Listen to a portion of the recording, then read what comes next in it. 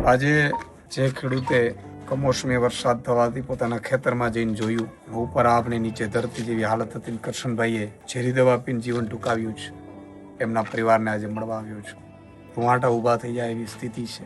બેંકમાંથી gold loan લીધી હતી, ફોન ઉપર ફોન આવતા હતા, બીજો કોઈ રસ્તો નહોતો, ભરી શકાય એવી સ્થિતિ નહોતી, કારણ કે પાથરા તરાતા હતા. મગફળીનો પાક એને એવું હતું કે પાક આવી જશે તો આ ભરાઈ જશે, દીકરાની ફી ભરાઈ જશે, ધિરાણ ભરાઈ જશે, એ પણ ન થઈ શકવા જેવું લાગ્યું અને એને જીવન ટૂંકાવી દીધું. આ એક કરશનભાઈની પીડા નથી. આજે ગુજરાતના 54 લાખ ખેડૂતો જે જમીન ધરતી ઉપર મા ઉપર નભી રહ્યા છે, બધાની હાલત આ છે. આજે એમના પરિવારને મળ્યો એક જ દીકરો છે, બા છે, કમાનાર કોઈ નથી. આ જમીન ઉપર 10 વીઘાની જમીન ઉપર એમનું ઘર ચાલે છે. કેવી કપરી પરિસ્થિતિ હશે. ત્યારે આજે સરપંચશ્રી છે, પરિવારજન છે, આજે મેં નક્કી કર્યું છે મિત્રો કે ઈશ્વરે ફૂલની તો ફૂલની પાંખડી, આપણે શું કરી શકીએ. અમે બધા બેઠા હતા, સરપંચશ્રીની બધાની એવી લાગણી હતી કે સુદાનભાઈ, પરિવારમાં અત્યારે ખૂબ કપરી પરિસ્થિતિ છે અને આપણે શું એ ફરજ બને છે. ઈશ્વર નિમિત્ત બનાવે આપણે, પણ આપણે સૌની ફરજ બને છે.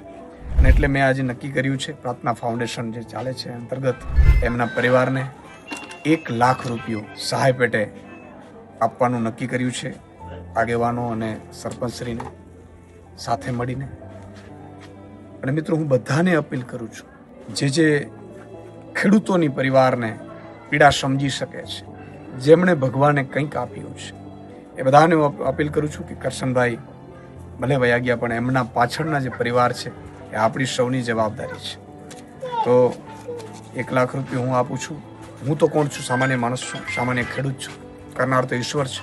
પણ સૌને પણ અપીલ કરું છું કે જેને જેની જેટલી શક્તિ હોય, ફૂલની તો ફૂલની પાંખડી, એ અમે વાત કરી છે.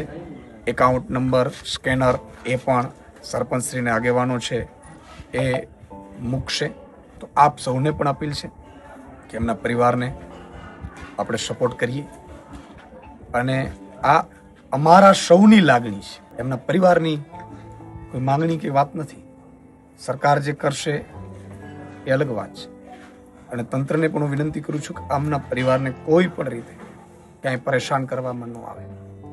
જય હિન્દ, જય કિસાન.